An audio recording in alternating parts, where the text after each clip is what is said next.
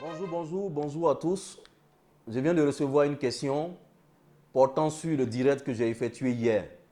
Alors, je vais vous répondre très clairement sur la nécessité de ce direct que moi, président de la plateforme TEFA, j'ai tenu hier. Alors, dans ce direct, j'ai parlé de l'actualité, mais en même temps, j'ai parlé de la VNC, qui est la vision nationale commune que propose la plateforme TEFA. Alors, parlant de l'actualité, j'ai relevé 2 points importants que les Ivoiriens doivent retenir. Ces points-là, c'est que les palabres que nous avons entre nous n'ont pas lieu d'être. Parce que ton frère qui est en face de toi n'est pas l'ennemi qui veut t'exterminer ou bien ta mort de façon définitive. Mais c'est celui qui embrigade tes biens, celui qui exploite tes matières premières sans rien te donner en contrepartie. C'est celui qui asphyxie ton avenir qui est véritablement l'ennemi qu'il faut combattre.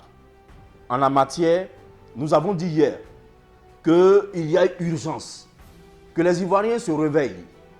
Parce que nos intrigues politiques nous entraînent souvent dans des palabres qui sont inutiles. Et ces palabres-là ouvrent la voie aux fossoyeurs, à ceux qui veulent profiter de nous, à ceux qui veulent nous exploiter, à ceux qui veulent nous maintenir dans un état d'esclavage. Voilà. Alors, aujourd'hui, quel est l'enjeu mondial? Quel est l'enjeu régional pour lequel l'Ivoirien véritablement doit se préparer à aller à un combat? L'enjeu, c'est un enjeu économique. Ne nous trompons pas de combat, chers Ivoiriens. L'enjeu est un enjeu économique. Voyez-vous, en 1945, le CFA a été créé. Et dans la convention de ce CFA-là, il est dit que pendant 75 ans, nous devons voir ce que vous avez vu. On doit toujours tout exploiter. Ils vont venir tout exploiter. Et le CFA, nous sommes obligés de garantir ce CFA auprès du Trésor français. Nous, Ivoiriens, on s'est insurgés contre cela. Le peuple africain s'est insurgé contre cela. Et les 75 ans de ce CFA finissent cette année 2020. Alors, il faut renégocier. L'ancien colonisateur veut renégocier. Et ces négociations ont déjà commencé depuis l'année dernière. C'est pour cela qu'ils ont voulu utiliser l'ECO, qui est la monnaie africaine, qui est la monnaie de la CEDEAO, pour rebâtir ce CFA, afin que le CFA puisse renaître d'un nouveau nom qu'on appelle l'ECO. Là encore, vous avez été vigilants. Bravo à toi, peuple africain. Bravo à toi, peuple ivoirien. Vous avez été vigilants et vous avez lutté pour bloquer cela. Alors, aujourd'hui, le colonisateur n'a pas le choix, n'a plus de choix que de nous mélanger pour repositionner ses acquis. C'est ça l'enjeu actuel. Alors, allons-nous accepter de prêter le flanc au travers de nos petits palabres à celui qui veut nous exploiter, à celui qui veut nous assujettir en tant qu'esclaves, encore pour des années et des années? Voilà la question que je voulais poser aux Ivoiriens. C'est là le plus important. Et voyez-vous, toi-même, tu cultives ton cacao.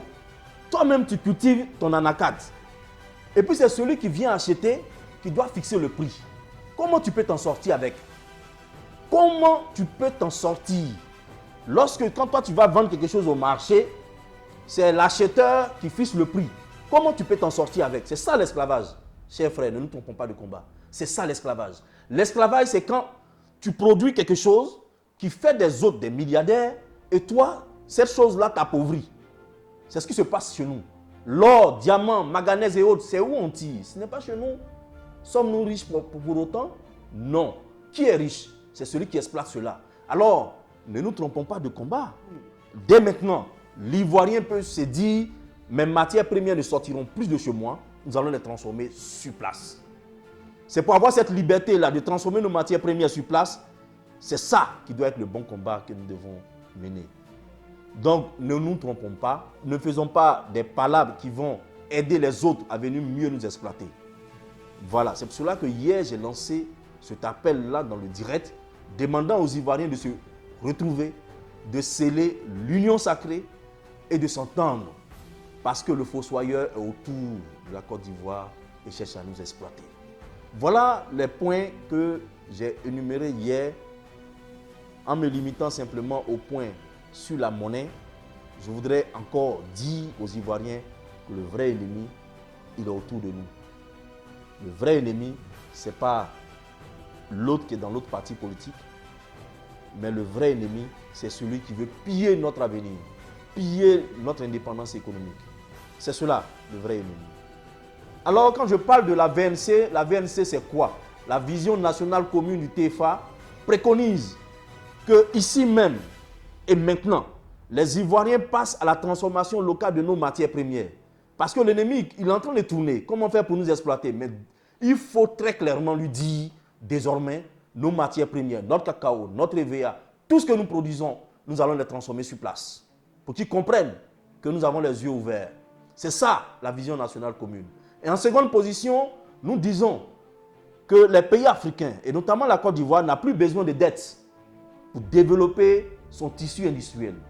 Mais nous avons besoin d'attirer ce qu'on appelle l'IDE, l'investissement direct étranger. Et pour l'attirer, il faut être attractif. Et comment être attractif? Il faut ici et maintenant un nouveau système fiscal qui attire les financements venant d'ailleurs pour financer nos projets d'industrialisation et tous nos projets d'entrepreneurs. Voilà le second point de la VNC. Donc, premier point, l'industrialisation. Le second point, la défiscalisation ou le duty free.